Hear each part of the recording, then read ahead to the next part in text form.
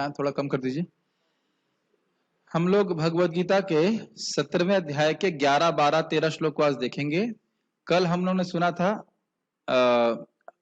किसके बारे में, खाने किस प्रकार के होता है, 3 प्रकार के गुणों के अनुसार। आज हम लोग यज्ञ के बारे में सुनेंगे। यज्ञ 3 किस प्रकार के होते हैं, मेरे पीछे बोलिए। आपने जूम पे आवाज चेक कर लिया था? ठीक है। अफलाकांक्षभिर्यज्ञो अफलाकांक्षभिर्यज्ञो विधि दृष्टो य इज्जते विधि दृष्टो य इज्जते यष्टव्यमेवेति मनः यष्टव्यं वेति मनः समाधाय स सात्विकः समाधाय स सात्विकः अफलाकांक्षभिर्यज्ञो अफलाकांक्षभिर्यज्ञो विधि दृष्टो य इज्जते विधि दृष्टो य इज्जते यष्टव्यम एवेति मनः यष्टव्यं एवेति मनः समाधाय स सात्विकः समाधाय स सात्विकः। तो यहाँ पे सात्विक यज्ञ के बारे में भगवान बोल रहे हैं और वो कह रहे हैं, इसको ऑफ कर दीजिएगा माइक को, नहीं तो हूम करेगा। अफलाकांक्षभिर यज्ञो, जिस यज्ञ में फल की आकांक्षा नहीं होती है। यज्ञ का अर्थ समझ लेना चाहिए। यज्ञ का अर्थ है भगवान विष्णु की प्रसन्नता के लिए किए गए कार्य। अर्थात ये नहीं है कि जब अग्नि जला जा रही है और होम करा जा रहा है तभी यज्ञ होता है। ये समझ में आ रहा है विजय प्रभु आपको? आप भगवान का प्रसाद ग्रहण कर रहे हैं तो क्या ये यज्ञ है? समझ में आया? भगवान को प्रणाम कर रहे हैं, ये यज्ञ है? तो ये समझ में आ रहा है, वो क्रियाएं जो भगवान को समर्पित होती हैं उन्हें यज्ञ कहा जाता है। कर्मकांड के भी जितने यज्ञ होते हैं वो वस्तुतः भगवान विष्णु को ही समर्पित होते हैं, क्योंकि देवता भी भगवान विष्णु के अंग ही हैं। ठीक है, समझ लेना चाहिए। लेकिन डायरेक्ट भगवान की भक्ति कर रहे हैं तो वह तो यज्ञ है ही। और जैसे भगवत गीता में हमने सुना, यज्ञार्थात कर्मणो अन्यत्र लोकोयम कर्म बंधना। भगवान विष्णु की प्रसन्नता के लिए जो कार्य किए जाते हैं वह व्यक्ति को कर्म बंधन में नहीं बांधते, अन्यथा जो को भी कार्य करता है वह उससे व्यक्ति बंध जाता है। ठीक है, तो कह रहे हैं अफलाकांक्षभिर यज्ञो, जिस यज्ञ में फल की आकांक्षा नहीं होती, इससे मुझे कुछ भौतिक वस्तु प्राप्त होगी, इस आकांक्षा से रहित होकर कोई यज्ञ किया जाता है। अब आप कह सकते हो कि भाई जब फल की इच्छा ही नहीं है तो कोई व्यक्ति यज्ञ करेगा क्यों? तो समझना चाहिए कौन से फल की इच्छा चाहता है वो। वह चाहता है कि उसका हृदय शुद्ध हो जाए, ये फल चाहता है। लेकिन स्वर्ग चला जाए, इस जगह पे महान बन जाए, लोग उसको महान माने, यह आकांक्षा नहीं होनी चाहिए। बिना फल की इच्छा के कोई व्यक्ति कार्य नहीं करता है। भक्ति में भी हम फल चाहते हैं, इसे प्रयोजन कहते हैं, और वो प्रयोजन है भगवान का चरणों में शुद्ध प्रेम। नहीं समझ में आ रहा है? तो अब ये नहीं जब बोलते हैं कि अरे फल के बिना कोई कार्य कैसे करेगा, हाँ, लेकिन कौन से फल की बात कर रहे हैं?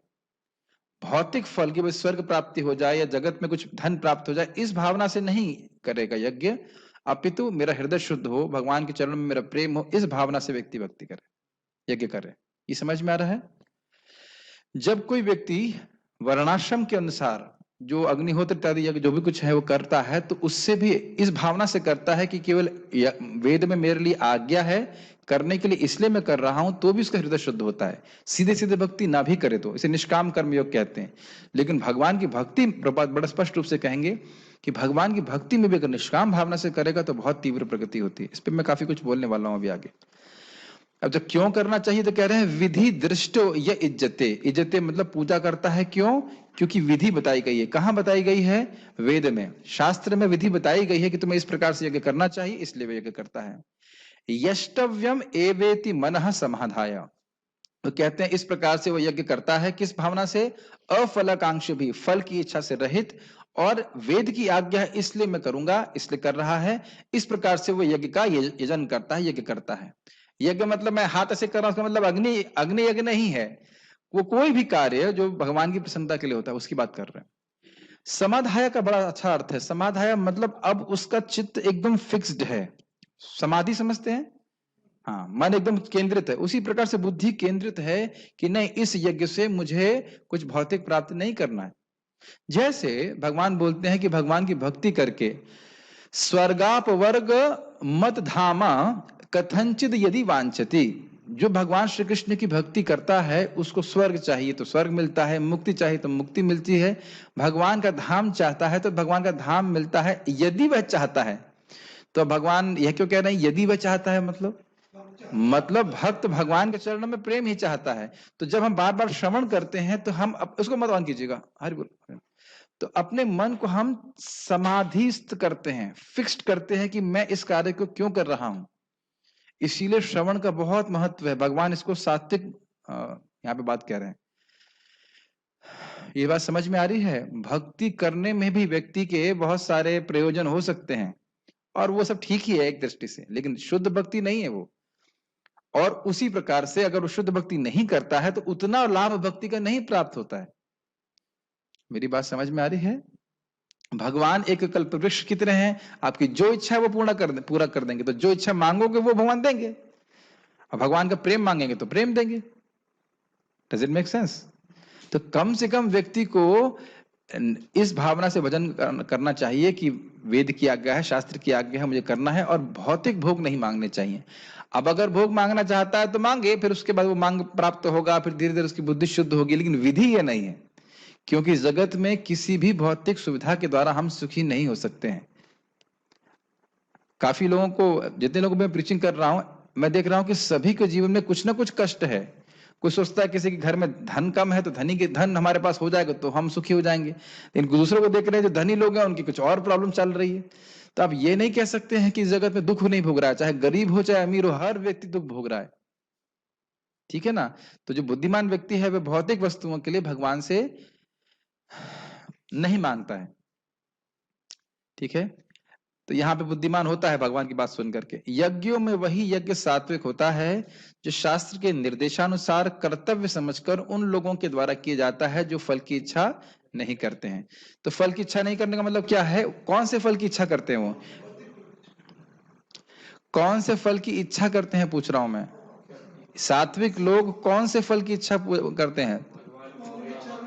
भगवान प्रसन्न हो, मेरा कर्तव्य है भगवान की सेवा करना, क्योंकि मैं भगवान का दास हूं। ये बहुत इंपॉर्टेंट पॉइंट है, हमारे जप में बहुत इंपॉर्टेंट है। हम ये नहीं सोचना चाहिए कि मेरे जब आज कैसा लग रहा है। जप करना, भगवान को प्रणाम करना, ये सब मेरा कर्तव्य है। पहली चीज कर्तव्य बुद्धि, राग तो बाद में आएगा। शास्त्र शासनैव साधना भक्ति, मतलब शास्त्र के शासन से ही आप भक्ति कर रहे हैं। ऐसा नहीं कि तुरंत आपको राग हो जाएगा। राग मतलब समझते हैं, आसक्ति तुरंत नहीं डेवलप होगी, लेकिन जब शास्त्र के आज्ञा का पालन करते हुए करते हैं, इतना प्रणाम करना है, भगवान के जब करना है, गीता भागवत पढ़नी, तब जाकर धीरे धीरे शुद्ध होंगे, फिर जाकर के हम आसक्ति के स्तर पे आ सकते हैं। बहुत इंपॉर्टेंट है। बहुत लोग भक्ति में इसी वजह से आउट हो जाते हैं, प्रभु जी मेरे को तो अच्छी नहीं लग रही। अरे अच्छी लगेगी कैसे? जब बुखार है तो तुमको अच्छा लगेगा? बताइए कुछ खाने को।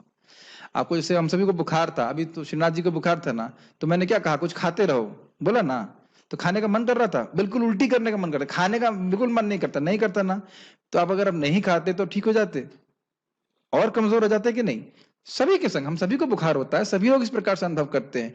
बुखार होने के बाद, स्वाद ना होने के बावजूद व्यक्ति को डॉक्टर बोलता है कुछ थोड़ा थोड़ा खाते रहो। स्वाभाविक से बात है कि वो वैसे नहीं खाएगा जिसको जैसे भूख लगती है उसको दौड़ दौड़ के आए, अरे और लाओ और पराठे लाओ, ऐसा नहीं खाएगा वो।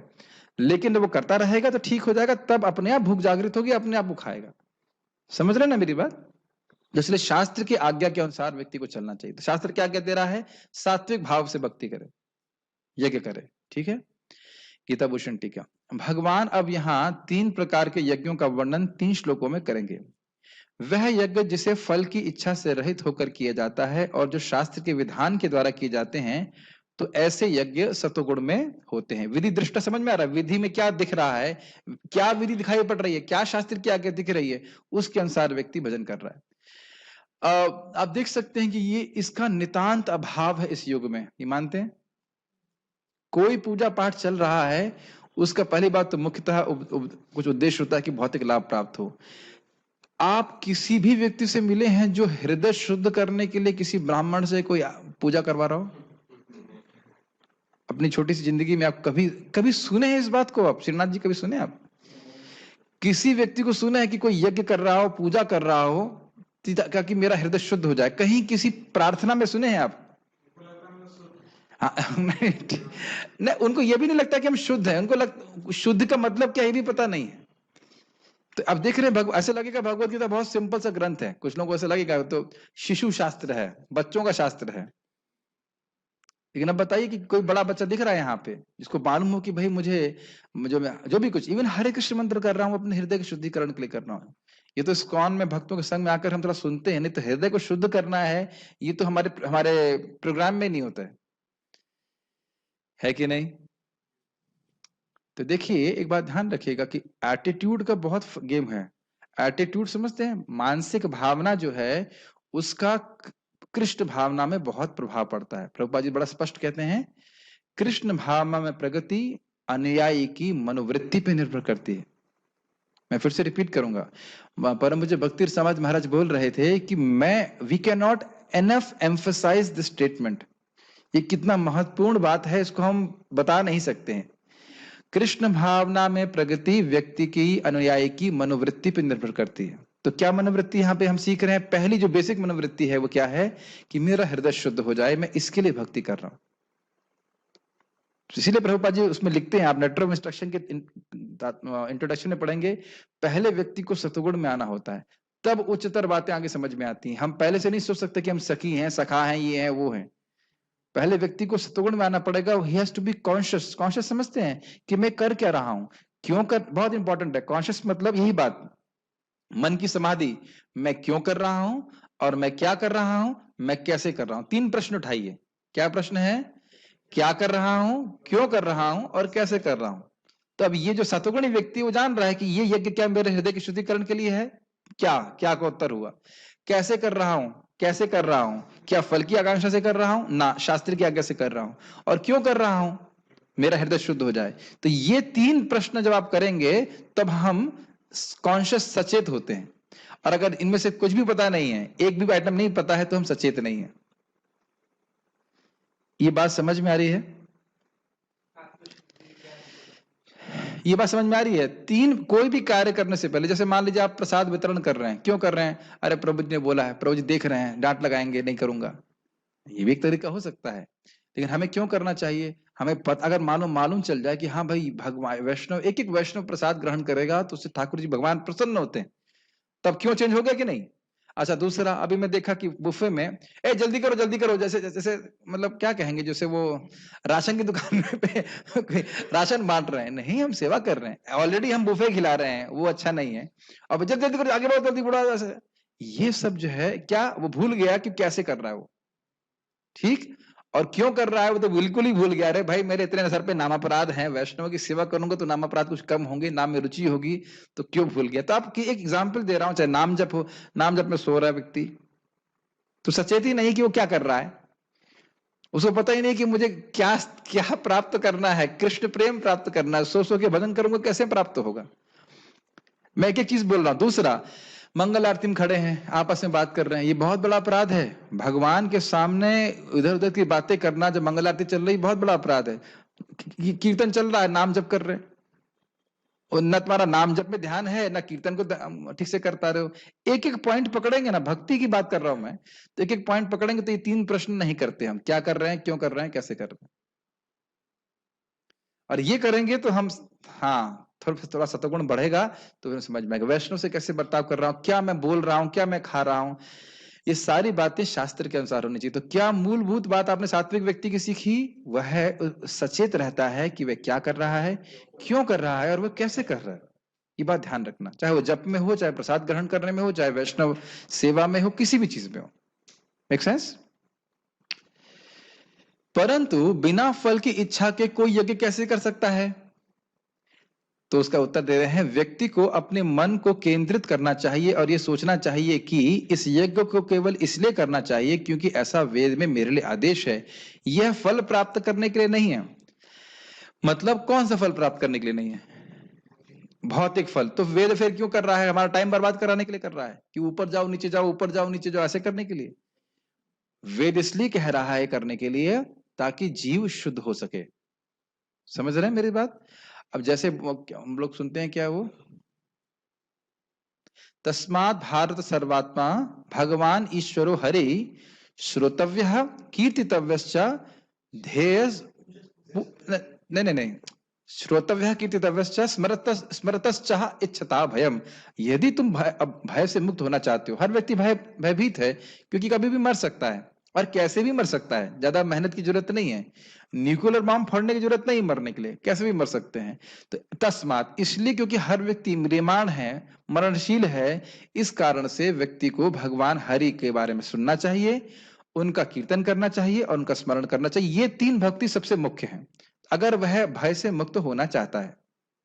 ठीक है, तो जब यह बोल रहे हैं श्रोतव्य मतलब सुनना चाहिए, जैसे यहाँ पे था यष्टव्य करना चाहिए यज्ञ, तो तुम्हें करना चाहिए मतलब ये आज्ञा दी जा रही है वेद के द्वारा, भागवत के द्वारा, समझ रहे हैं। श्रोतव्य, मेरा मन नहीं करता प्रभु जी गीता क्लास में आने का, नहीं तुम्हें सुनना चाहिए। मेरा मन नहीं करता गीता पे बोलने का, नहीं तुम्हें बोलना चाहिए। और मैं तो चाहता हूं कि भोग के बारे में सोचो, नहीं तुम्हें भगवान के बारे में सोचना चाहिए। समझ रहे हैं संस्कृत शब्द को, कीर्तनिया सदा हरि, तुम्हें कीर्तन करना चाहिए भगवान का। आज्ञा समझ में आ रही है, आज्ञा ऐसे नहीं क्या ये करना चाहते हैं आप, ये नहीं बोल रहे हैं, करना चाहिए, तुम्हें करना चाहिए ऐसे। श्रोतव्य कीर्तितव्यश्च स्मर्तव्यश्च इच्छता भयम, अगर अभय चाहता है तो क्या तीन चीजें करनी चाहिए? श्रोतव्य सुनना चाहिए, कीर्तन करना चाहिए, स्मरण करना चाहिए। क्या दिन जिंदगी भर हम ये करते नहीं रहते हैं? लेकिन किसके बारे में करना चाहिए? भोग के बारे में करना चाहिए। निकल गई बात मुंह से। भोग के बारे में नहीं, भगवान हरि के बारे में करना चाहिए। ठीक है। ठीक है, और इनको करने से भी स्वर्ग आदि की प्राप्ति हो जाती है बड़ी आसानी से। तो क्या इसके लिए करना चाहिए? नहीं। एक बात ध्यान देना चाहिए कि हमको भय क्यों होता है, क्योंकि हम हैं शाश्वत, है ना। और इस जगत में जो भी वस्तु आप सोचते हो वो कुछ समय के बाद आपसे छीन जाएगी। मानते हैं या नहीं मानते? दिख रहा है कि नहीं दिख रहा? इसीलिए भय होता है। और आप भगवान के धाम चले जाएंगे तो कोई भय होगा? अच्छा, भय भगवान के धाम में चले जाएंगे तो चलो मिट जाएगा, लेकिन ये बताइए कि क्या धीरे धीरे भक्ति करने से स्वाभाविक रूप से हृदय से भय नहीं खत्म हो रहा है कि भाई चलो हम मर भी गए तो अगले जन्म में फिर भगवान हमको भक्ति का मौका देंगे? और आप ये भी देख रहे हैं कि भौतिक आसक्तियां कम होने से भय बहुत कम हो जाता है। क्या इसको कैच कर पा रहे हैं आप? जैसे मेरे रूम में क्या है, एक बेड भी नहीं है, तो गद्दा पड़ा है, एक लैपटॉप है, कुछ बुक्स हैं, भागवत इत्यादि है। तो जब भी बुखार होता है तो ठीक है यार चलो शरीर छोड़ देते हैं, ऐसे बोलते। और इतना आसक्ति भक्तों को नहीं रहती है। ऐसा नहीं कि मैं फंदा डाल के आत्महत्या कर लूंगा, वो बात नहीं है, लेकिन शरीर से आसक्ति कम होने लगती है क्योंकि जगत में आसक्ति कम है। लेकिन जो लोग जगत में आसक्त हैं, आपको याद है ना प्रभुपाद क्या बोल रहे थे कि व्यक्ति मरने वाला था, कहा मुझे 4 साल और दे दीजिए, उनको बहुत भय होता है। और स्पेशली जो पापी व्यक्ति है उसको बहुत भय होता है, बहुत हृदय में उसके बहुत भय रहता है। समझ रहे हैं ना मेरी बात? जो व्यक्ति भक्ति कर रहा है सहज रूप से उसको श्रद्धा होने लगती है कि भगवान मेरी रक्षा करेंगे, है कि नहीं? तो हम खाली बात ये कर रहे थे कि ये आज्ञा दी जा रही है भगवान के द्वारा या शास्त्र के द्वारा, श्रीमद् भागवतम के द्वारा, कि व्यक्ति को ऐसा करना चाहिए, इसमें कोई ऑप्शन नहीं है। ठीक है, और ये क्यों करना चाहिए? ताकि मेरा हृदय शुद्ध हो, ये एक बेसिक लेवल है। और दूसरा, भगवान मुख्य जो है प्रयोजन, जो निर्गुण श्रद्धा है, वो ये है कि भगवान के चरणों में मेरे हृदय में प्रेम जागृत हो जाए। ओके, तात्पर्य, वैसे हम लोगों को शुद्धिकरण के प्रति बहुत सचेत रहना चाहिए कि हमसे ऐसा कोई कार्य ना हो जिससे मेरी चेतना अशुद्ध हो। समझ रहे हैं? साधना में बहुत इंपॉर्टेंट है। अगर हृदय शुद्ध नहीं होगा तो आगे कुछ बात समझ में नहीं आएगी। तो इसलिए प्रसाद ही ग्रहण करना चाहिए, भोग नहीं ग्रहण करना चाहिए। भगवान से बातें, संबंधित बातें करना चाहिए, प्रजल्प नहीं करना चाहिए। अगर इसको हम नहीं करेंगे तो हृदय शुद्ध नहीं होगा, तो आगे की बातें समझ में बिल्कुल नहीं आएंगी। ऐसा नहीं है कि देखिए मैं चेतन चरितामृत में खुली जो राधा कृष्ण की लीला है पढ़ लूंगा तो मुझे सब समझ में आ जाएगा। अगर हृदय में काम वासना है कुछ नहीं समझ में आएगा। तो इसलिए आवश्यक है कि अपने हृदय को हम शुद्ध करें पहले, ये बहुत इंपॉर्टेंट है। उसको कई लोग निग्लेक्ट करते हैं। वो हृदय शुद्ध किए बिना आप, मैं पहले से चेता रहा हूं, बहुत लोग बोलेंगे अरे इस संप्रदाय को चले जाओ, तुम्हें रस मिलेगा, तुम्हें ये मिलेगा, तुम्हें वो मिलेगा। पहले हृदय में देखो कि काम, क्रोध, लोभ, मोह, मात्सर्य है कि नहीं है, तो उससे पहले हम अंतरंग लीला कैसे सुन सकते हैं? तो ये सबसे बड़ी प्रॉब्लम है कि हम लोग हर चीज चीप चाहते हैं। लेकिन पहले अपने हृदय को शुद्धिकरण करना बहुत जरूरी है। उसके बाद जो ज्ञान आवश्यक होगा वो भगवान की कृपा से स्वयं प्राप्त हो जाएगा। तो पहले भगवत गीता पढ़ना है। तात्पर्य, सामान्यतः यज्ञ किसी प्रयोजन से किया जाता है, लेकिन यहाँ पर यह बताया जाता है कि यज्ञ बिना किसी इच्छा के संपन्न किया जाना चाहिए। इसे कर्तव्य समझकर किया जाना चाहिए। उदाहरणार्थ, मंदिरों या गिरजाघरों में बनाए जाने वाले अनुष्ठान सामान्यतः भौतिक लाभ को दृष्टि में रखकर किए जाते हैं, लेकिन वह सत्वगुण में नहीं है। जैसे प्रभुपाद जी कहते हैं, लोग कहते हैं O God give us our daily bread, हे भगवान हमको रोटी रोज दीजिए। जैसे भगवान ने रोटी की क्या कहते हैं वो बना रखी है, जब ब्रेड की होती है ना factory, give us our daily bread. अरे भगवान तो तुमको ऐसे ही देंगे।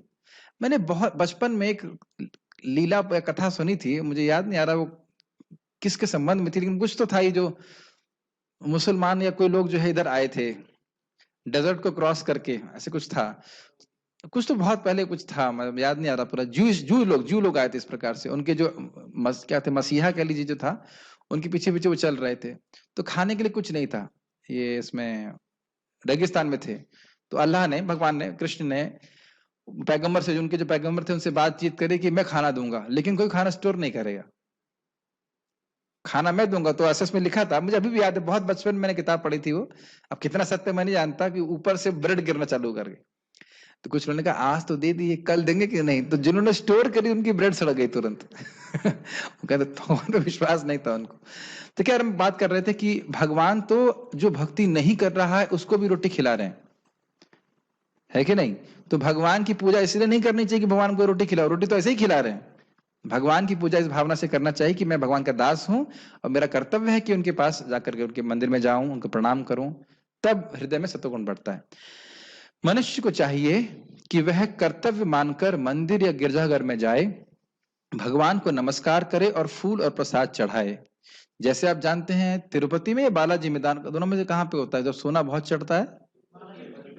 तिरुपति में। ओ एक ही है क्या? मुझे लगा दो अलग अलग हैं। नहीं, ओ अच्छा, रंगनाथ जी अलग हैं, सॉरी क्षमा कीजिएगा। हाँ हाँ, तिरुपति बालाजी एक है और उस रंगनाथ जी अलग है।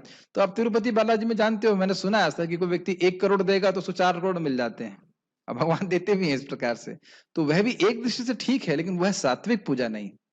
भगवान से कुछ वस्तु भोग मांग रहा है तो वह राजसिक पूजा है, ठीक है। प्रत्येक व्यक्ति सोचता है कि ईश्वर की पूजा करने के लिए मंदिर जाना व्यर्थ है, लेकिन शास्त्रों में आर्थिक लाभ के लिए पूजा करने का आदेश नहीं है। श्रीमद् भागवतम में बहुत सुंदर श्लोक है, धर्मस्य ही अपवर्गस्य न अर्थो अर्थायोपकल्पते। धर्म को अपवर्ग के लिए, मुक्ति के लिए करना चाहिए, भगवान के धाम जाने के लिए करना चाहिए, कभी भी उसको अर्थ प्राप्ति के लिए नहीं करना चाहिए। जैसे कोई व्यक्ति आम का पेड़ लगाता है, किस लिए? आम खाने के लिए। छाया तो अपने आप मिल जाती है उसकी, है कि नहीं।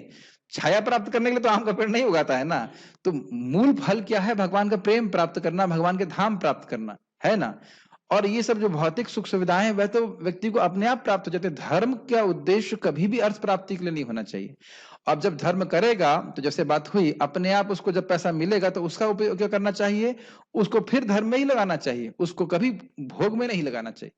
भोग उतने ही ग्रहण किए जाने चाहिए जितने से व्यक्ति का शरीर ठीक से चल जाए और उससे वह धर्म संपादित कर सके। समझ में आया?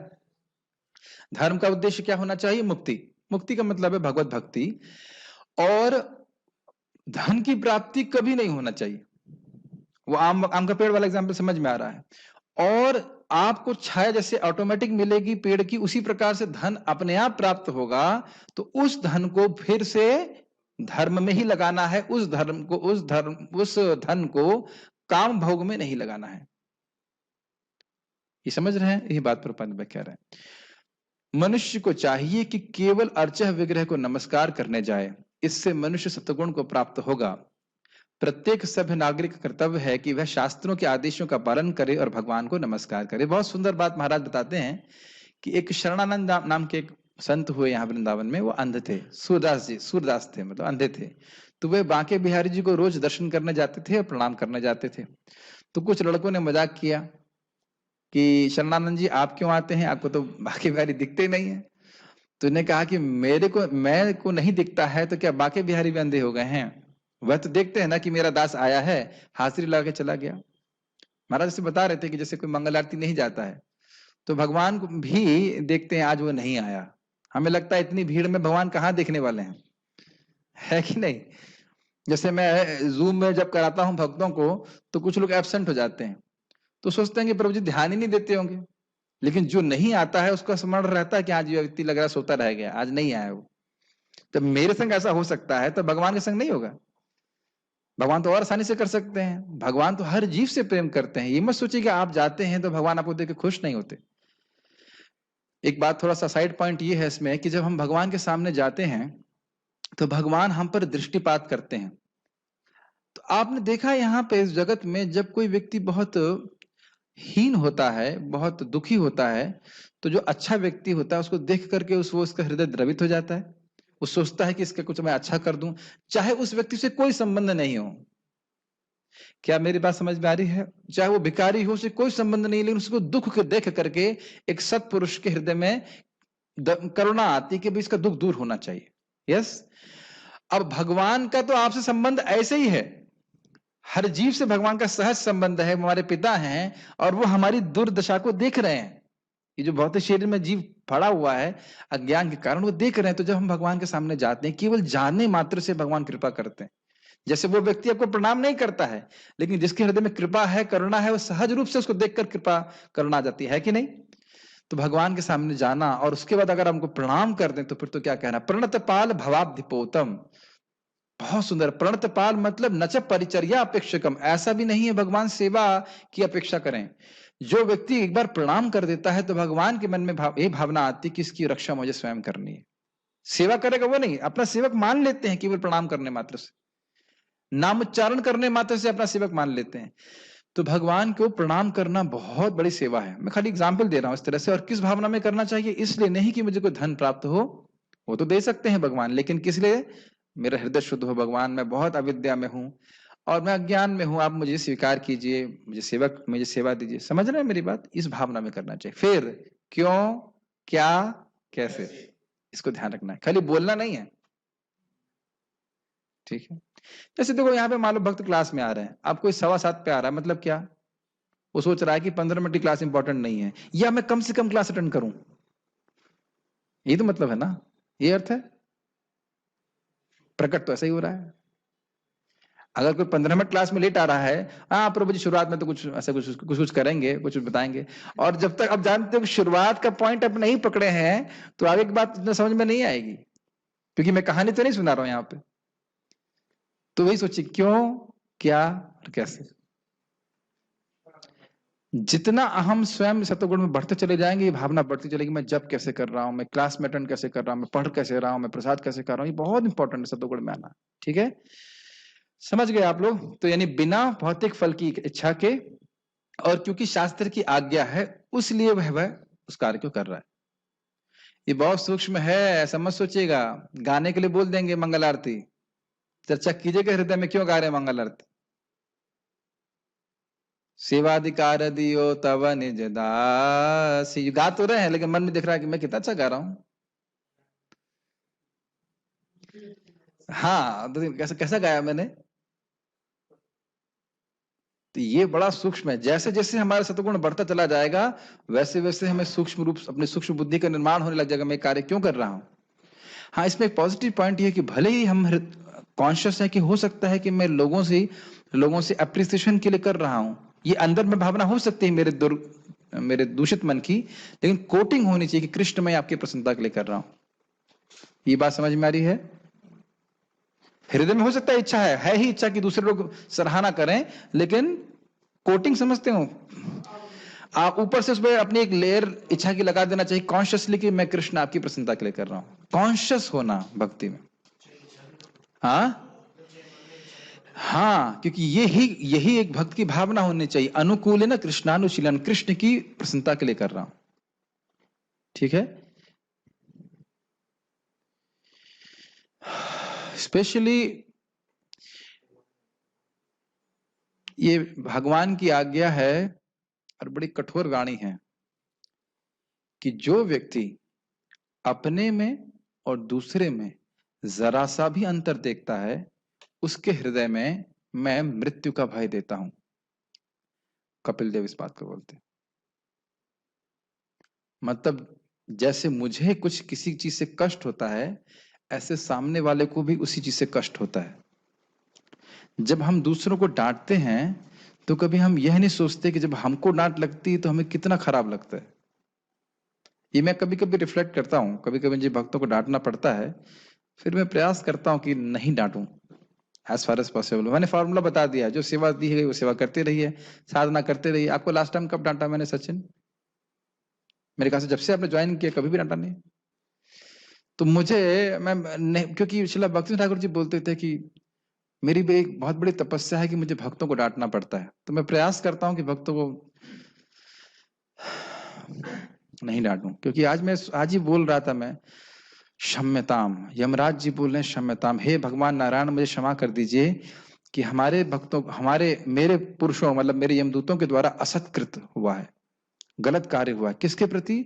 आपके भक्त के प्रति, अजामिल के प्रति। अब वो भक्त था, मतलब एक्सटर्नली खाली अपने बच्चे का नाम पुकार रहा था, महापापी था, उसके प्रति अपराध हुआ। तो यमराज जैसे महाभागवत महान पुरुष, इतने शक्तिशाली हैं वह भगवान नारायण से क्षमा मांग रहे हैं। तो मुझे तो बहुत डर लगता है, बहुत डर लगता है। तो इसीलिए मैं प्रयास करता हूं कि भक्त लोग से नहीं डांटूं एज फार एज पॉसिबल। लेकिन देखिए मूल बात यही होती है कि हित करने की भावना होती है। मान लीजिए कि मंगल आरती नहीं जा रहा है या जप नहीं कर रहा है, तो उसको अब तो मैं खाली यही बोलता हूँ कि भाई प्रयास करो करने के लिए। डांट तो नहीं रहा हूं ना, इजंट इट?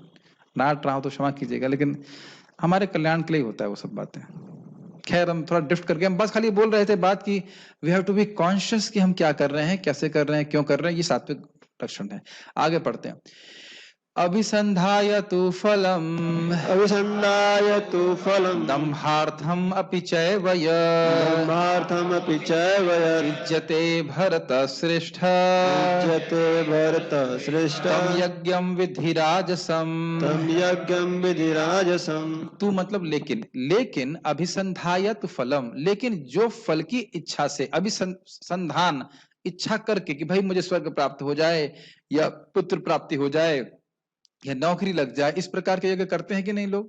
तो इस प्रकार से अगर कोई यज्ञ करता है, या दंभार्थम अपि चैवयत, दंभ के लिए, मतलब धार्मिक हूं नहीं और ना धार्मिक होना चाहता हूं, लेकिन धार्मिक के रूप में जाना चाहता हूं। याद हो गया ना दंभ का अर्थ? तो इसके लिए यानी दो मुख्य कारण है, या तो कोई भौतिक फल चाहिए या फिर दुनिया में लोग जाने कि मैं बहुत बड़ा धार्मिक हूं। ये आपको याद हो कि हरि नाम के ऊपर भी लागू हो सकता है। क्या है वो? दुष्ट मन तुम्हें किशोर वैष्णव प्रतिष्ठारा घर तरे निर्जन घरे तब हरि नाम केवल कैटव। कुछ लोग ऐसे हैं जो बस अब प्रतिष्ठा के लिए कि लोग जाने के बहुत भजन कर रहे हैं, अकेले में चले जाएंगे, लेकिन उस समय उसका उनको अधिकार नहीं है। प्रभुपाद जी बहुत स्पष्ट बोलते हैं कि ये निर्जन भजन हरिदास ठाकुर जी और महाप्रभु जैसे सरीखे लोगों के लिए है, उस स्तर के लोगों के लिए कि उनका मन भोग में कभी नहीं जाएगा। जैसे भक्तिनाथ ठाकुर जी भी निर्जन भजन किए थे, लेकिन हम लोग अगर निर्जन भजन करेंगे तो क्या होगा? निश्चित रूप से पतन होगा, हम भोग के बारे में ही सोचेंगे। तो बिना योग्यता के व्यक्ति ऐसे कार्य करेगा तो उसके लिए गलत है। वो किस लिए करेगा? केवल समाज में प्रतिष्ठा हो जाए कि भाई बहुत बड़े संत हैं, तो इसलिए इस इच्छा से व्यक्ति कोई कर रहा है तो गलत है। हरि नाम करना गलत नहीं, लेकिन इस इच्छा से करना ये अच्छी बात नहीं। प्रभुपाद जी ने क्या बोला है? भक्तों के संग में रहो, भगवान का हरि नाम जप करो। ठीक है। इज्जते भरत श्रेष्ठ तम यज्ञम विधि राजसम। हे भरत श्रेष्ठ, हे भरत वंशों में श्रेष्ठ अर्जुन, इस प्रकार से जो यजन करता है, यज्ञ करता है, वह तुम यह जानो कि वह राजसिक है। क्या दो गुण सीखे आपने राजसिक के? भोग की इच्छा या कोई भौतिक फल की इच्छा से, या धार्मिक बहुत है व्यक्ति को जानने की, लोग जाने उसको, इस प्रकार से वह इस इच्छा से यज्ञ करता है। लेकिन हे भरत श्रेष्ठ, जो यज्ञ किसी भौतिक लाभ के लिए गर्ववश किया जाता है उसे तुम राजसी मानो। स्पष्ट है। गीता भूषण टीका, यह जानो कि स्वर्ग और अन्य फल प्राप्त करने के उद्देश्य से किए जाने वाले यज्ञ या अपनी महानता प्रदर्शित करने वाले यज्ञ रजोगुण में होते हैं। मेरे ख्याल से स्पष्ट है, इसमें कुछ बताना नहीं है। तात्पर्य, कभी कभी स्वर्गलोक पहुंचने या किसी भौतिक लाभ के लिए यज्ञ तथा अनुष्ठान किए जाते हैं। ऐसे यज्ञ या अनुष्ठान राजसी माने जाते हैं। स्पष्ट है। लास्ट श्लोक देखते हैं आज का। खुश हो गए आप लोग ना? लास्ट श्लोक ठीक है। विधिहीनम असृष्टानम विधिहीनम् असृष्टानम् मंत्रहीनम अदक्षिणम मन्त्रहीनम् अदक्षिणम् श्रद्धा विरहितम यज्ञम श्रद्धाविरहितं यज्ञम् तामसम परिचक्षते। तामसं परिचक्षते। बड़ा स्पष्ट है, विधिहीनम, जिसमें विधि नहीं होती।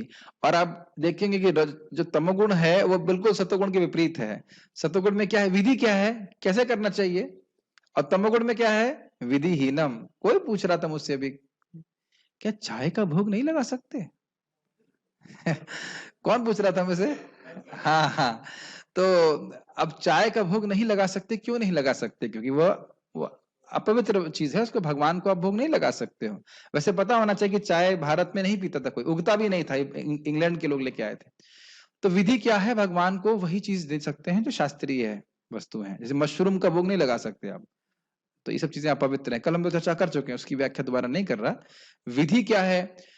भगवान को ऐसे, फॉर एग्जाम्पल, भगवान की पूजा की विधि क्या है? पहले हम लोग धूप देते हैं, उस पर दीपक देते हैं, धूप बोलते हैं ना, क्या बोलते हैं, अगरबत्ती, हाँ धूप, उसके बाद ऐसे ऐसे करके आइटम हम देते हैं। तो यह सब शास्त्र की विधि के अनुसार उसको स्वीकार करते हैं। खाने की विधि बताई गई थी आपको, है कि नहीं?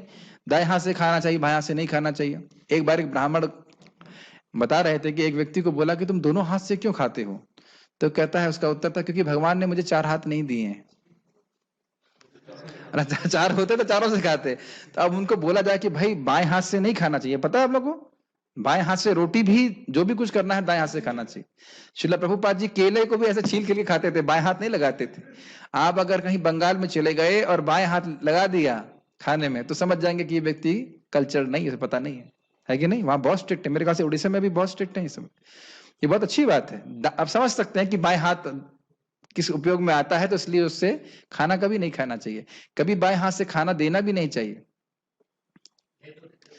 अब कम मजबूरी में लेना पड़ता है, वो एक अलग बात है, लेकिन वस्तुतः तरीका तो ये होना चाहिए कि भक्त लोग रहें, वो सर्विंग करें और उसके बाद व्यक्ति ग्रहण करें। मुझे पता है आप किस लिए बोल रहे हैं, लेकिन दैट इज एक मजबूरी की बात। कोई देने वाला नहीं तो ले रहे हैं इस प्रकार से, लेकिन नियम ये है कि बाएं हाथ से नहीं खाना चाहिए। ये नहीं कि इधर से उधर से हाथ में फल रखा हुआ, उधर से कुछ पकड़ा ऐसे करके खा रहे। झूठा की बात नहीं है यार, समझाना पड़ेगा, सब कुछ अशुद्ध माना जाता है, तो इसलिए दाएं हाथ से सर्विंग की जाती है। हाँ, प्रसाद लेते हैं। हाँ, करना नहीं चाहिए, करना नहीं चाहिए, नहीं करना चाहिए कि रोटी रोटी उससे बाएं हाथ से छू रहे हैं, ऐसा नहीं करना चाहिए।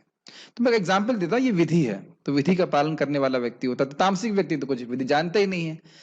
तो विधिहीनम मतलब इसमें कोई विधि नहीं है, क्योंकि शास्त्र की आज्ञा पालन नहीं है। असृष्टानम मतलब अन्न का वितरण नहीं होता। परम पूज्य राधा गोविंद महाराज देखिए, जब भी भागवत कथा कराएंगे तो प्रसाद वितरण जरूर होता है। इस्कॉन में भी हम कोई कार्यक्रम करेंगे तो प्रसादम वितरण थोड़ा या ज्यादा जितना होता है सामर्थ्य के अनुसार जरूर होता है। तो अन्न का, प्रसाद का वितरण जरूर होना चाहिए। अन्न से मतलब यहाँ पे अर्थ है प्रसादम का वितरण होना चाहिए, लेकिन वो होगा नहीं, सूखा सूखा सब चले जाएंगे, या थोड़ा बतासा बांट देंगे उसमें यही होता है प्राय, है कि नहीं? तो अन्न बंटना चाहिए। मंत्र ही न मंत्र ठीक से उच्चारण हुआ ना, हरे कृष्णा कृष्णा कृष्णा हरे हरे, हरे राम राम राम हरे हरे। भगवान के नाम का भी उच्चारण नहीं हुआ। इस संबंध में बड़ी अच्छी बात है, इसमें भी आएगी इस अध्याय में। शुक्राचार्य जी को भगवान वामन देव कहते हैं कि भाई देखिए, इनका यज्ञ चल रहा था बलि महाराज का, तो यह अब मैंने तो रोक दिया, उनको नीचे भेज रहा हूं, तो कुछ यज्ञ में गड़बड़ हो गई तो पूरी कर दीजिए। तो कहते हैं जहां आपका नाम उच्चारण होता है वहां सारी पूर्ति हो जाती है। तो आप तो यहाँ साक्षात बैठे हैं, और ये बात आप 17वें अध्याय में भी अंत में सुनेंगे कि मान लीजिए कोई यज्ञ हो रहा है तो उसमें ओम तत्सत भगवान विष्णु का नाम बोल दिया जाता है, तो फिर जो भी गलती है वो पूर्ति हो जाती है। समझ रहे मेरी बात? तो यहाँ कह रहे हैं कि मंत्रहीनम, मंत्र ठीक से नहीं बोलते। अदक्षिणम, ब्राह्मण है उसे कोई दक्षिणा नहीं देते। श्रद्धा विरहितम, उसकी कोई श्रद्धा नहीं यज्ञ में। तामसम परिचक्षते, उसको ऐसे यज्ञ को तामसिक जब है। अब एक व्यक्ति बोला मेरे को, भक्त बोले, प्रभु जी मैं अगर 2 बजे उठ जाऊं और जप करूं तो मैं क्या दिक्कत है? तो कहते हैं वो तामसिक जप नहीं होगा। अब देखो, मैं बड़ा क्रोधित हुआ। हमने कहा भाई आपको ये कौन बोला कि 2 बजे उठ करके जप करना तामसिक जप होगा? कहाँ कौन से शास्त्र में लिखा है ऐसा? हरिदास ठाकुर जी तो पूरा रात जप करते थे, तो क्या तमोगुण में जप करते थे वो? और एक छोड़िए, और अभी को सुनाते हैं। एक भक्त बोला, प्रभु जी मेरा, अच्छे डिवोटी हैं आपके, गॉड ब्रदर हैं, बोले प्रभु जी मेरे को एक भक्त, मेरे को 8.5 मिनट लगता है जप करने में। तो एक दूसरे भक्त बोले ये तो तामसिक जप है। यही होना चाहिए, हाँ ऐसे ही बोलना चाहिए, सही बात है। इसको कहाँ शास्त्र में लिखा है कि तुम्हारा अगर 8.5 मिनट लगता है जप करने में तो तामसिक हो गया? तो कभी कभी मतलब कैसे बोलने चालू कर देते मैं समझ में नहीं आता। भाई शास्त्र की बात है, जैसे बोला गया वृंदावन में हर चीज प्रसादम है, मैंने कहा भाई मैं मान लूंगा अगर आप शास्त्र में दिखा दूं, शास्त्र में दिखा देंगे। मैंने तो आज तक नहीं सुना, मैं ये भी नहीं कह रहा हूं कि मैं ब्रह्मा हूं, मैं सब जानता हूं, ये मैं नहीं बोल रहा हूं। लेकिन यदि आप हमको कहीं मथुरा महात्म्य में या कहीं किसी ग्रंथ में आप दिखा दें तो हम मान लेंगे, स्वीकार करेंगे, और प्रवचन में भी बोल देंगे हाँ वैसे हो सकता है।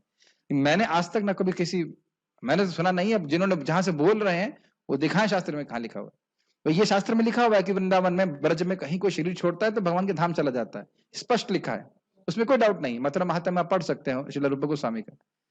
लेकिन भोग नहीं लगा है और वो प्रसाद है, यह तो शास्त्र में वर्णन नहीं है इस प्रकार से, है क्या? मैं तो कभी देखा नहीं, पढ़ा नहीं। तो इस प्रकार से मनगढ़ंत तरीके से ही कार्य करना चाहिए। वैदिक मंत्रों का उच्चारण किए बिना, सॉरी क्षमा कीजिएगा, अनुवाद, जो यज्ञ शास्त्र के निर्देशों की अवहेलना करके प्रसाद वितरण किए बिना, वैदिक मंत्रों का उच्चारण किए बिना, पुरोहितों को दक्षिणा दिए बिना तथा श्रद्धा के बिना संपन्न किया जाता है, वह तामसी बना जाता है। तो 2 बजे उठ के जब करना तामसिक है कि नहीं है? नहीं है। आप किसी भी समय हरि नाम कर सकते हैं, बल्कि वो तो प्राइम टाइम है, अगर वो कर सके तो बहुत बढ़िया से माला होती है कि नहीं?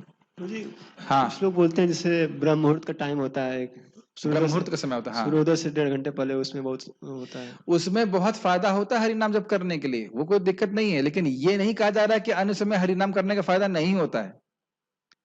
ब्रह्म मुहूर्त में सबसे अधिक फायदा होता है, लेकिन इसका अर्थ यह नहीं है कि हरे कृष्ण मंत्र का फायदा कहीं और नहीं, और उसके समय में करेंगे तो नहीं होता है। परम पूज्य जयप्रताप महाराज संबंधी बहुत अच्छी बात बता रहे थे, कह रहे थे देखिए हरे कृष्ण मंत्र असीमित शक्ति से युक्त है, तो आप किसी समय भी हरिनाम कर रहे हैं तो वो असीमित फल ही दे रहा है आपको।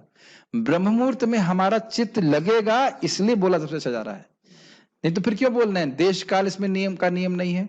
नाम नाम अकारि बहुधा निज सर्वशक्ति, ये युक्ति समझ में आ रही है ना? बहुत अच्छा बात मुझे महाराज की शिक्षा लगी कि भाई देखिए, और आप खुद देखते हैं कि हरिनाम की महिमा मालूम होते हुए भी दिन में माला करने का मन नहीं करता है, इसलिए क्योंकि उस समय हमारा चित्त बहुत अच्छा रहता है, तो इस कारण से हम हरे कृष्ण मंत्र को जब करते हैं तो हमें लाभ अधिक मिलता है, क्योंकि हम बड़ी एकाग्रता से कर सकते हैं। लेकिन यह नहीं कहिए कि हरे कृष्ण मंत्र आपने जो है दिन में किया तो आपको लाभ कम मिलेगा, उसका तो असीमित लाभ है। और स्पेशली मैं, देखिए मैं ये नहीं बोल रहा हूँ कि आप कल से 2 बजे उठना चालू कर दीजिए, लेकिन वो बड़ा बहुत से भक्त जो हैं वो इस प्रकार से करते हैं। प्रभुपाद जी 1 से 4 में भागवतम को अनुवाद कर रहे थे, तब प्रभुपाद जी को बोला प्रभु जी आप ब्रह्म मुहूर्त में कीजिए। भक्ति में है, इसका कोई मतलब नहीं है, 24 घंटे कृष्ण का स्मरण कर सकते हैं, वो दिव्य स्थिति में रहेगा। हाँ 3 बजे के पहले स्नान नहीं करना चाहिए, ये नियम है। अब लेकिन जो इसको पालन करना चाहे तो ठीक, नहीं तो जो भी 3 बजे के पहले स्नान नहीं करना चाहिए। नॉर्मली इसको 3 से 6 मानिए, सुबह 3 से 6 मोटा मोटी, हाँ वैसे नहीं तो सूर्योदय की कम से कम 1.5 घंटा पहले बोलते हैं, लेकिन मोटा मोटी 3 से 6 मान सकते हैं, ठीक है। गीता भूषण टीका, असृष्ट अन्नम अर्थात जिस यज्ञ में अन्न का दान नहीं होता है, स्पष्ट है।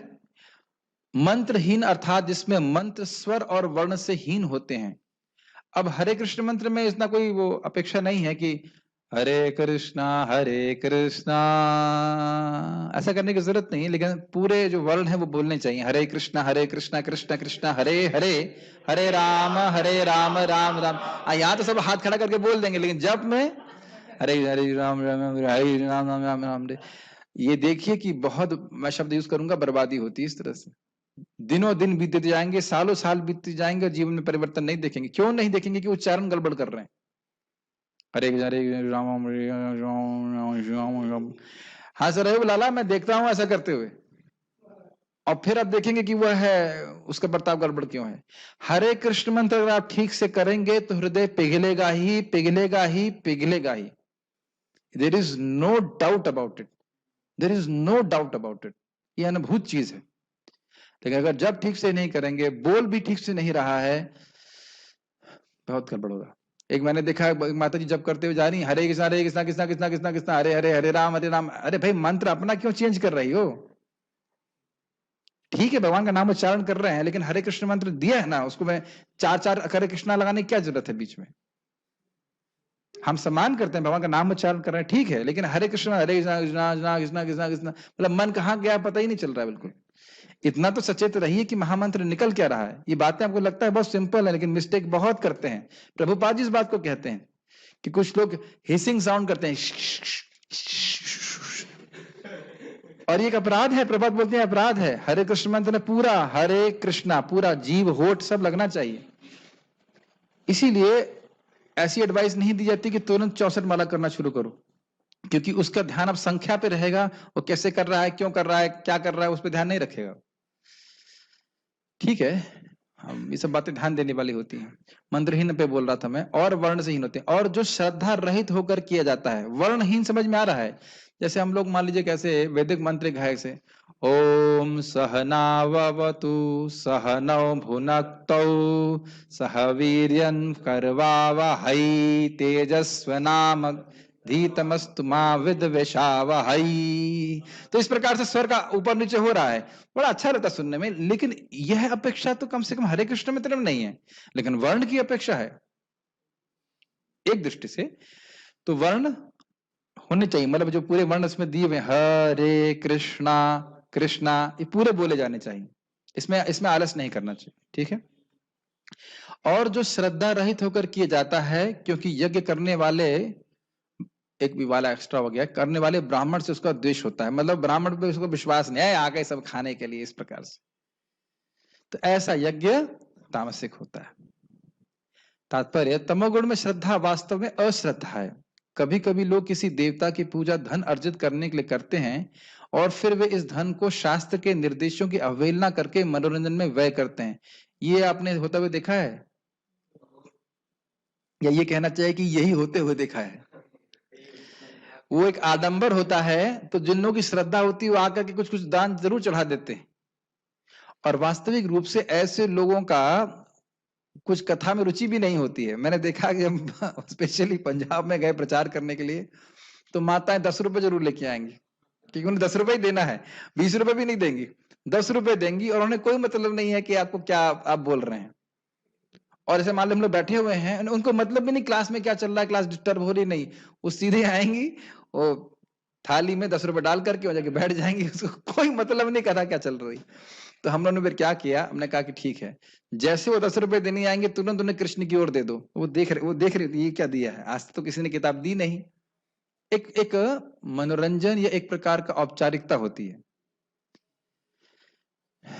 मुझे याद है कि एक बार हम लोग कहाँ थे, हिसार में थे, तो भक्त ने मंदिर में कार्यक्रम आयोजन कराया, तो 7 से शायद 8:30 ऐसे कुछ कार्यक्रम था, तो लोग जो है 7:15 पे आना चालू किए।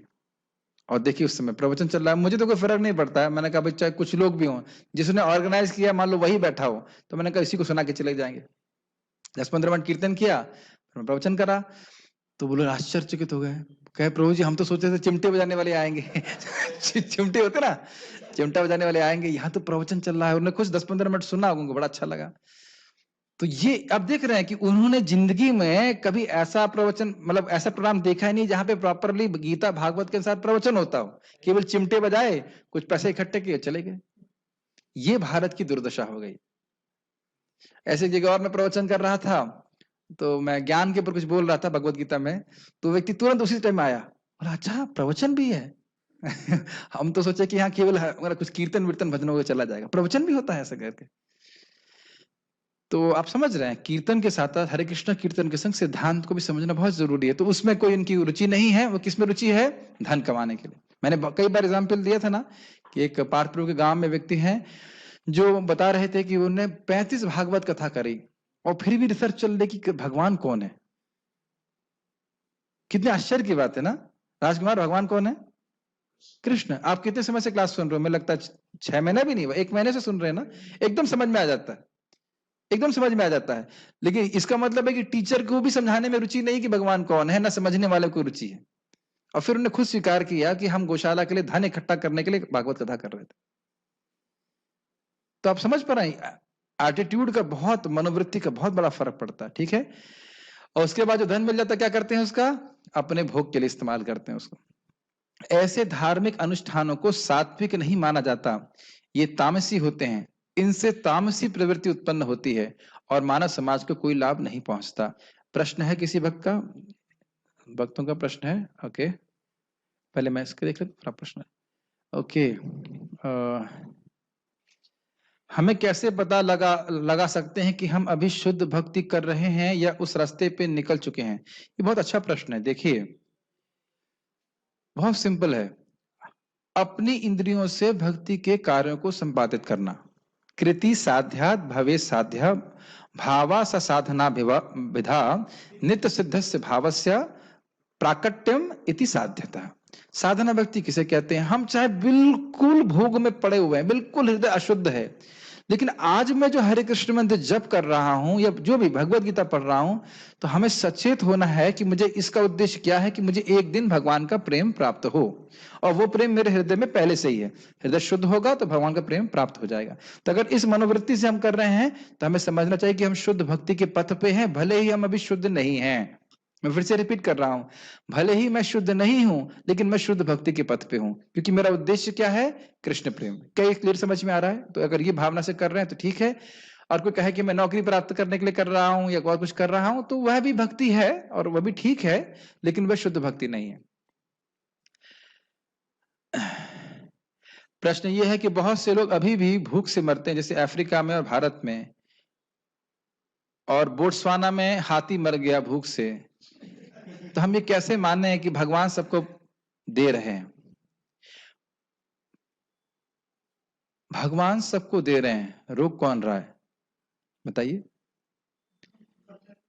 मेरा प्रश्न समझिए। भगवान सबको दे रहे हैं, रोक कौन रहा है? इंसान रोक रहा है।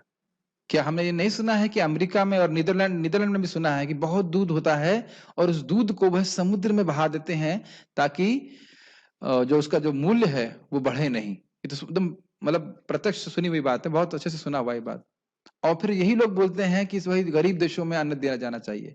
प्रभुपाद जी अपने तात्पर्य में लेक्चर में बता रहे हैं कि भारतीयों को द्वितीय विश्व युद्ध में और प्रथम विश्व युद्ध दोनों में, हाँ प्रथम में कहा था, प्रथम विश्व युद्ध में जबरदस्ती भारतीय लोग सेना में भर्ती हों तो उन्होंने क्या किया, एक भक्त प्रवचन चला रहे थे, मैंने सुना कि सारा अन्न ले लिया, किसानों का खरीद लिया, उसके बाद अन्न का मूल्य बढ़ा दिया।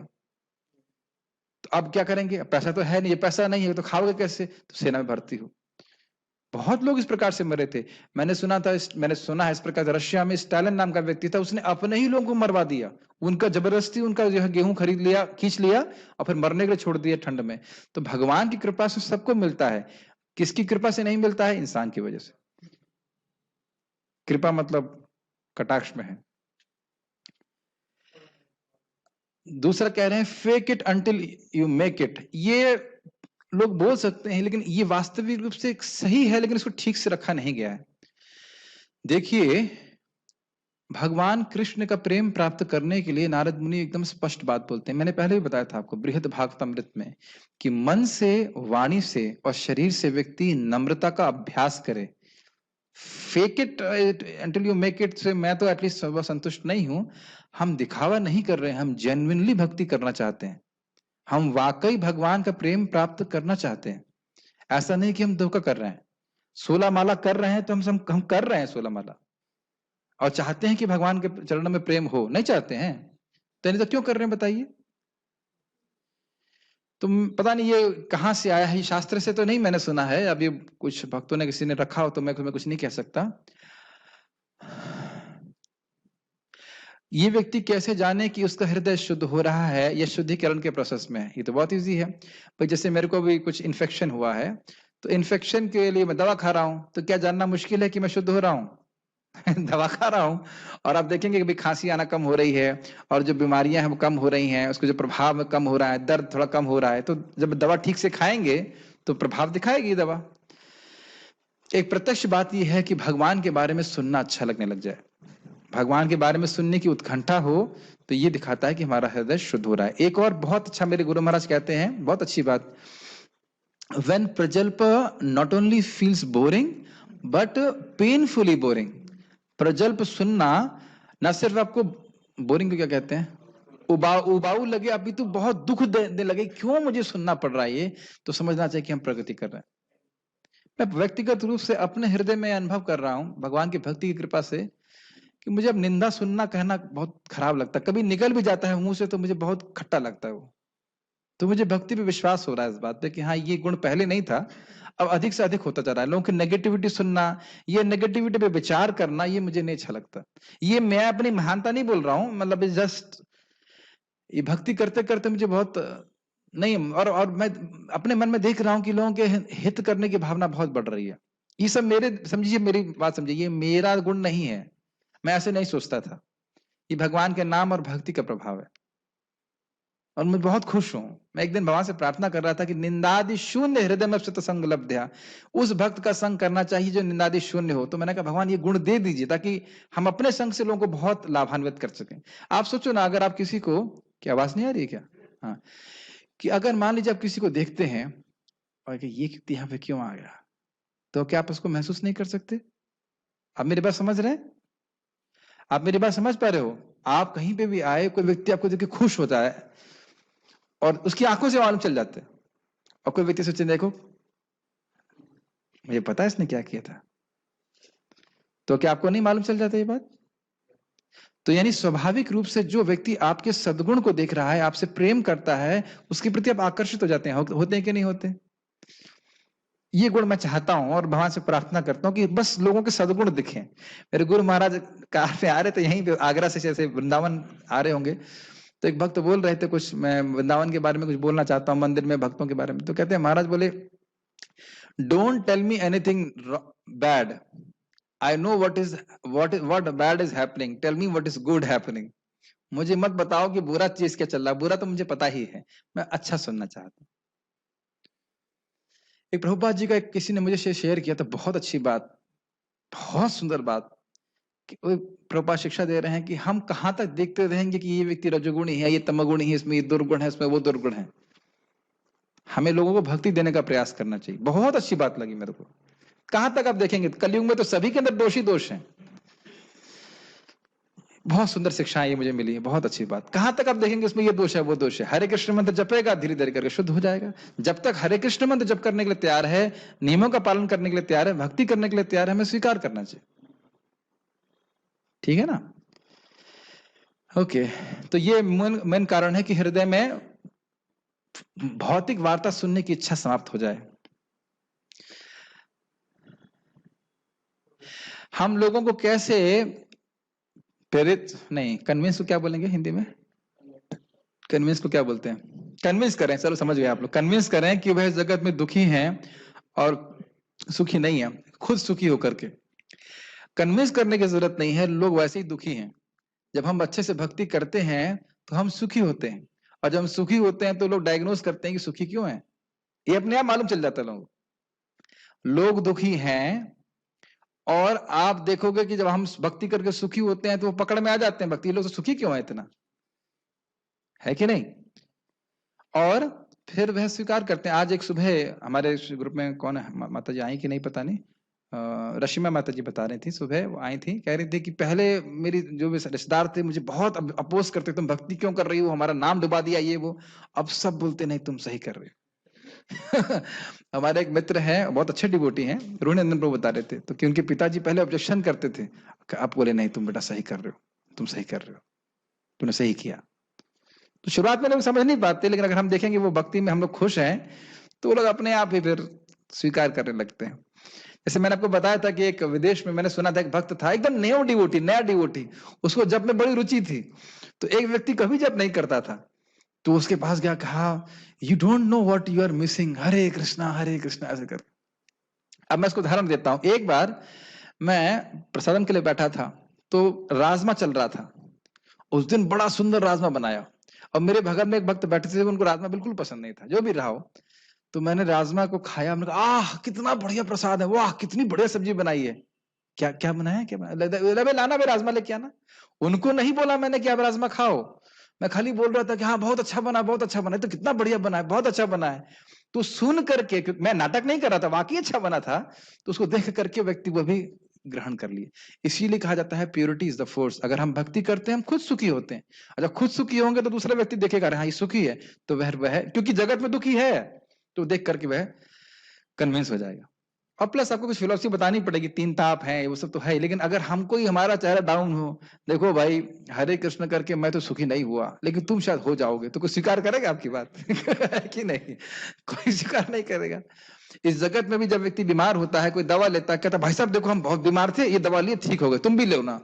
तो डॉक्टर से मिलने की बात छोड़िए, उस मरीज को देखकर हम दवा लेना शुरू कर देते हैं, है कि नहीं?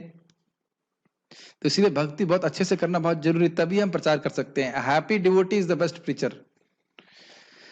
और इसके लिए भजन करना पड़ेगा। जो लोग लेफ्ट हैंडर हैं वो लोग राइट हैंड से कैसे खाना खा सकते हैं? हाँ सही बात है। तो जो लोग लेफ्ट हैंडर हैं वो लेफ्ट हैंड से खाएंगे, और फिर राइट हैंड से जो गलत, मतलब गलत नहीं, मतलब जो अन्यथा कार्य होते हैं वो करें। क्या लिखा है? नीड के लिए काफी है, ग्रीड के लिए नहीं। हाँ सही बात है। कमेंट्स। कपिल देव जी का वाक्य पूरा बताने का कष्ट करें प्रभु जी। अभी मुझे बहुत कष्ट होगा क्योंकि मुझे श्लोक याद नहीं है लेकिन बात ये थी कि जो व्यक्ति अपने में और दूसरे में भेद देखता है, असम्मान करता है, ये नहीं देखता कि हर जीव में परमात्मा है, तो ऐसे व्यक्ति के हृदय में मैं मृत्यु का भय देता हूँ, स्वयं भय देते हैं। प्रश्न और बताइए। हरे कृष्णा, मेरा प्रश्न है, भगवान ने हमें बद्ध क्यों रखा? ऐसा क्या गलती हुआ हम लोग आत्माओं से कि भगवान ने हमें जन्म मृत्यु के चक्कर में डाल दिया? बिल्कुल शुरू से बताइए कि प्रारंभ में क्या हुआ हमसे।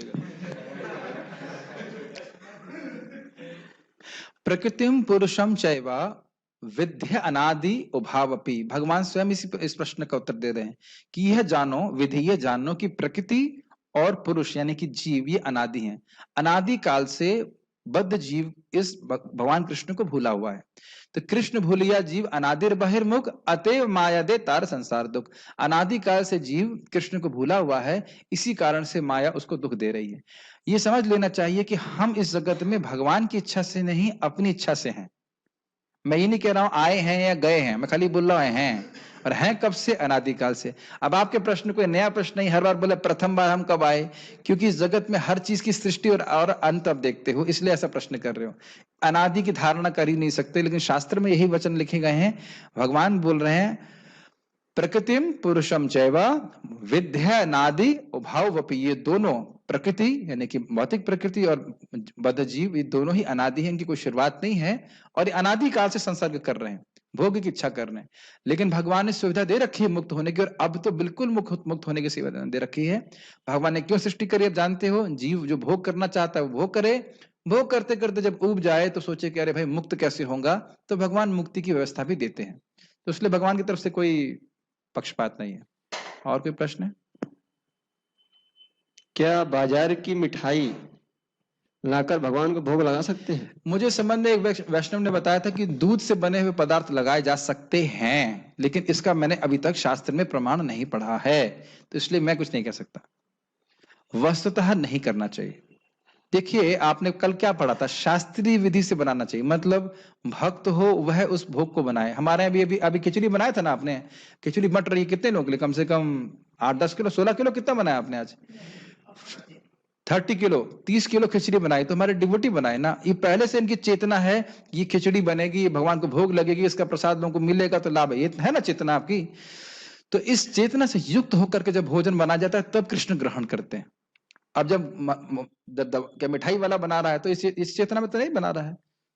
तो समझना चाहिए कि भगवान हमारा प्रेम स्वीकार करते हैं। तो घर में मिठाई बनाओ, घर में नहीं मिठाई। कौन माता जी है? प्रभु जी इसने प्रश्न किया। प्रभु जी हैं, तो अब अगर शादीशुदा है तो पत्नी को बोलिए मिठाई बनाने के लिए, ठीक है कि नहीं? जैसे भी एक भक्त बोल रहे थे माता जी हैं तो फिर खुद ही सीख लीजिए मिठाई, इसमें क्या दिक्कत? हाँ नेक्स्ट। यही तो दिक्कत है, कलयुग में हम लोग आलसी होते जा रहे हैं। मैं उनकी बात नहीं कर रहा हूँ, लेकिन जनरल खाना चाहते हैं लेकिन घर में पकाना नहीं चाहते, क्योंकि मेहनत लगती है। हमारे घर के बाजू में हाँ जानवर को काट के कृष्ण, हाँ बोलिए। खाया जाता है और उनका स्मेल हमारे घर तक आता है, तो क्या कर सकते? हमें क्या करना चाहिए? क्या कर सकते? खिड़कियां बंद कर लीजिए, ऐसी जगह रह रहे तो क्या कर सकते हैं? दूसरा प्रश्न उन्हीं का। हाँ। एकादशी के दिन जब हम पालन करते हैं, तब अन्न नहीं खाने के लिए, ठीक है। तब हम जब बाहर जाते हैं हाँ। तब बाहर वाले खाना बनाते हैं, उनका स्मेल हमें स्मेल से कोई फर्क नहीं पड़ता, नाक में जाता है। स्मेल का क्या करेंगे? खाना नहीं खाना है, अब स्मेल आ रहा है तो क्या करेंगे? और कोई प्रश्न है? जल्दी जल्दी कर लीजिए।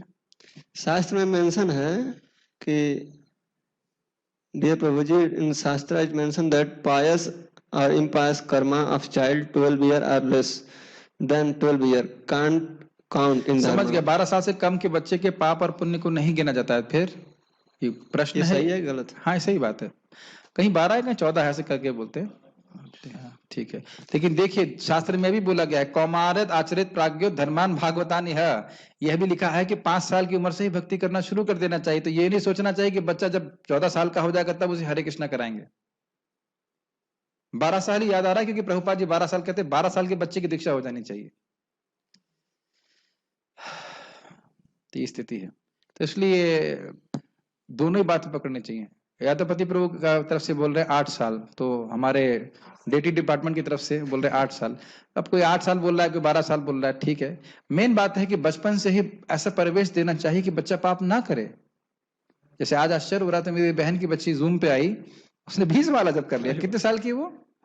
8 साल। 8 साल की बच्ची 20 वाला कर ली, और उसकी माँ बोलती है अरे 17 साल हो गए, मैंने 16 वाला नहीं करी। और बच्ची शिक्षा देती मम्मी को, मम्मी अगर आप संकल्प ले लोगे तो कर सकते हैं। तो पॉइंट इज दैट कि जब तक हम संकल्प नहीं लेंगे तो एक माला भी नहीं कर सकेंगे। संकल्प तो लेना पड़ेगा ना। तो ये सब चीज है, ठीक है। तो ये प्रभु जी बता रहे हैं कि हरि भक्ति विलास में 8 साल लिखा है, तो हम मैंने इसमें ना रिसर्च नहीं किया है, तो 8 साल मान लिया जाए। यस, ठीक है। डिवोटी ये पूछ रहे हैं कि वो 16 माला करते हैं डेली, हाँ, और दीक्षा लेना चाहते हैं, लेकिन उनकी माता जी सपोर्ट नहीं कर रहे हैं, क्या करें? तो माता जी से दीक्षा लेनी है क्या? अरे माता जी से थोड़ा दीक्षा लेनी है, जो माता जी सपोर्ट करेंगे नहीं करेंगी। क्यों भाई शानू प्रभु? माता जी से दीक्षा लेनी है। सपोर्ट तो वैष्णव करते हैं, गुरु जी स्वीकार करते हैं, माता जी से ना स्वीकार करती हैं। माता जी को सपोर्ट तो खाना खिलाने में होता है, दीक्षा लेने में क्या मतलब है? तो इसलिए ये सब बातें कोई खास महत्व नहीं है। अगर आपकी इच्छा है तो कोई रोक नहीं सकता है। एक क्वेश्चन है, एक अच्छी बात देखो, फिर वही कल वाली बात बोलूंगा, जब लड़का सिगरेट पीता है तब तो नहीं बोलता कि माता जी सपोर्ट नहीं करती। कौन माता सपोर्ट करती? बेटा थोड़ा सिगरेट पी ले, दीक्षा लेने के लिए, भक्ति करने के लिए कहते हैं माता जी सपोर्ट नहीं करती। ये क्या होता है? हम सपोर्ट करते हैं। हमारा इसी जूम के लिंक आप मालूम कर सकते हैं, रोज हम खूब हम सपोर्ट नहीं करेंगे। 74 डिवोटीज आपको मिलेंगे सुबह जब करते हुए। अब पता नहीं कल लोग उठेंगे कि नहीं उठेंगे, कि आपको सपोर्ट करेंगे, और आप जब कर सकते हो साथ में, तो सपोर्ट सब अवेलेबल है भगवान की तरफ से। और कोई प्रश्न है? हाँ, ओम तत्सत का क्या अर्थ है? इसके लिए रुकिए, इसके लिए 17 अध्याय का इसी श्लोक में आखिरी 3 श्लोक है। इसको मैं इतनी आसानी से नहीं समझाऊंगा, बहुत गंभीर, सबसे कठिन श्लोक है, ये सबसे गंभीर श्लोक है। उसके लिए आपको बार बार आना पड़ेगा नियमित रूप से क्लास में, बहुत इंटरेस्टिंग है। 17वें अध्याय में लास्ट में बताया गया ओम तत्सत इति निर्देशो ब्राह्मणस स्मृतः करके श्लोक है, बहुत सुंदर श्लोक है। उसकी व्याख्या तो जब आपको आना पड़ेगा सुनने के लिए। ओम तत्सत वैसे भगवान का नाम, विष्णु का नाम है, इतना बताऊंगा आगे, बाकी जब क्लास होगी तब बताएंगे। और कोई प्रश्न है? एक जप माला में कितना समय लगता है? डिपेंड करता है, किसी को 6.5 मिनट लगता है, किसी को 7 लगता है, किसी को 7.5 लगता है, किसी को 8 लगता है। लेकिन अगर 10 लग रहा है, 15 लग रहा है, तो फिर थोड़ा सा इसका मतलब है कि बीच में वो है रेस्ट भी ले रहे हैं, तो वह नहीं करना चाहिए, इतना समय नहीं लगना चाहिए। और लास्ट क्वेश्चन है, एक डिवोटी से मैं बात कर रहा था, तो वो बोल रहे थे कि उनकी आदत है समोसे खाने की। हाँ, तो अभी भी खा लेते हैं बाहर से, तो खाते छूट हैं, नहीं रहे, क्या करें उसको? भाई या तो आप भगवान के चरण को पकड़ लीजिए, या फिर आप समोसा पकड़ लीजिए, वो आप देख लीजिए कि कहाँ जाना चाहते हैं। सब वो अनर्पित समोसा जो है कहाँ लेके जाएगा देख लीजिए, और भगवान के चरण कहाँ लेके जाएंगे। तो क्या पकड़ना चाहते हैं, दोनों हाथ से आप देख लीजिए। अब तो छूट रही तो क्या मैं उनका मुंह पकड़ लूं? क्या चाहते हैं यहाँ से हाथ? अब इतनी सिद्धि तो है नहीं कि भाई समोसा आए तो वहां से ले आऊं और भोग लगा दूं, ऐसा तो कुछ नहीं कर सकता ना। देखिए इसका एक सिंपल तरीका, ये सब बीमारी परेशानी क्यों आ रही है? हमारे रघुपति प्रभु यहाँ पे हैं या नहीं मुझे पता नहीं, बहुत अच्छी बात बोले। तो कह रहे प्रभु जी जब हम भक्ति में नहीं थे तब भी वो जीवन में कभी होटल में नहीं खाए। आपने तो खाया ना, माता जी कितना सुंदर प्रसाद बनाती हैं। भक्ति में ना होने के बाद भी जीवन में कभी भी बाहर होटल में नहीं खाई। माता जी इतना अच्छा प्रसाद बनाती हैं। अब प्रॉब्लम क्या हो रहा है कि माता जी लोगों को खाना बनाने की जगह ये ट्रेनिंग दी जा रही है कि नंबर कैसे लेके आए, मतलब पढ़ाई बहुत अच्छी कर लें लेकिन खाना बनाना नहीं आता है। ये मैं कोई कटाक्ष नहीं कर रहा, सत्य बात है। मैं ऐसे भी नहीं बोल रहा हूँ कि किसी माता जी को नहीं आता है, लेकिन आजकल स्पेशली जो नए जनरेशन आ रहे हैं, जैसे अभी एक बार प्रभु जी आए थे, मैं नाम नहीं लूंगा, माता जी आए थे, कह रहे कि हम लोग यहाँ पे आए हैं तो हमारी लड़की जो है वो अभी छोटी है, 27 साल की है, तो वह खाना नहीं बना सकती, बाहर से ऑर्डर करेगी तब प्रसाद आएगा। छोटी है ना, 27 साल की, बड़ी नहीं हुई ना अभी। ये स्थिति है। मैं नाम नहीं लूंगा, मैं एकदम आश्चर्यचकित हो जाता है। और मैं देखा कि जैसे हम रघुपति प्रभु के घर में जाते हैं, मुझे संकोच होता है। मैं कहता प्रभु जी आज स्टूडेंट्स हैं, माता जी का स्वास्थ्य नहीं ठीक है, काफी वृद्ध भी हैं, कोई दिक्कत तो नहीं? नहीं नहीं आप बुलाई, कोई दिक्कत नहीं। माता जी हमेशा 5 का बोलेंगे तो 7 का बना के खिलाती हैं। और बहुत सारे माता जी लोग इस प्रकार से हैं। अब समझ रहे ना मेरी बात? तो जब घर में खाना नहीं मिलेगा, अच्छा घर में समोसा नहीं मिलेगा तो बाहर जलेबी ढूंढेंगे आप। तो ये सही प्रॉब्लम है। घर में अच्छा खाना बनाने के लिए होना चाहिए, माता या बहन या किसी की पत्नी है, जो कुछ भी है। ठीक है, तो यहाँ रुकते हैं। अभी हम लोग इंग्लिश क्लास शुरू करेंगे। आज कोई प्रश्न था? लीजिए माइक पे बोलिए। एक बात आई थी कि जब हम गिरजाघर मंदिरों में जाते हैं तो प्रसाद चढ़ाना चाहिए।